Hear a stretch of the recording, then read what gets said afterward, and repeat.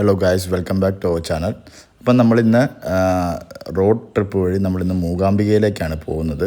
നമ്മൾ രാവിലെ 6:30 കൂടി നമ്മൾ കോട്ടയത്തു നിന്നാണ് നമ്മുടെ ട്രിപ്പ് സ്റ്റാർട്ട് ചെയ്തത്.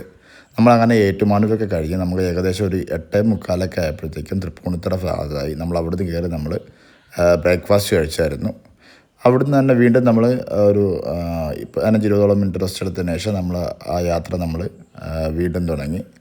അത് നമ്മൾ പോയേക്കുന്നത് നമ്മൾ എറണാകുളം വഴി ഗുരുവായൂർ വഴിയാണ് നമ്മൾ പോയത്. കാരണം ചാലക്കുടി വഴി ബ്ലോക്ക് ഉണ്ടായിരുന്നു എന്ന് പറഞ്ഞായിരുന്നു. അതുകൊണ്ട് നമ്മൾ ഗുരുവായൂർ വഴിയാണ് പോയത്. അപ്പം നമ്മൾ ഗുരുവായൂർ നിയർ ബൈ ആയപ്പോഴത്തേക്കും നമുക്ക് നാഷണൽ ഹൈവേയിൽ നമുക്ക് ഈ ഒരു ബ്ലോക്ക് കിട്ടിയിട്ടുണ്ട്. ഏകദേശം അരമണിക്കൂറോളം ആ ഒരു ബ്ലോക്കിന് നമുക്ക് പോയി.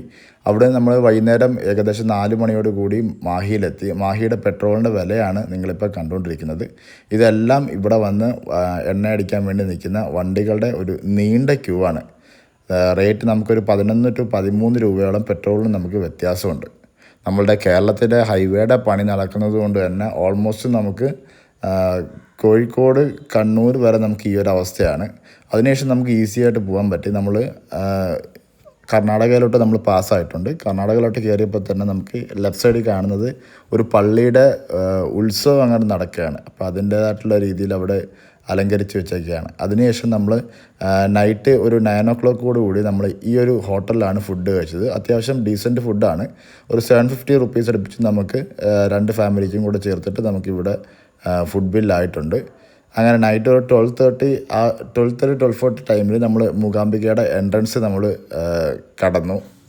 ഇവിടുന്ന് നമുക്ക് ഏകദേശം ഒരു 15 മിനിറ്റോട് കൂടി നമ്മൾ മൂകാംബിക ടെമ്പിളിന് അടുത്ത് തന്നെ എത്തിയിട്ടുണ്ട്. നമ്മൾ പിന്നെ അവിടെ തന്നെ നമുക്ക് നിയർ ബൈ തന്നെ നമുക്കൊരു റൂം ആൾറെഡി ബുക്ക് ചെയ്തിട്ടുണ്ടായിരുന്നു. അതുകൊണ്ട് തന്നെ നമുക്ക് ഈസി ആയിട്ട് ബുക്കിങ്ങും അവൈലബിലിറ്റി കിട്ടിയിട്ടുണ്ട്.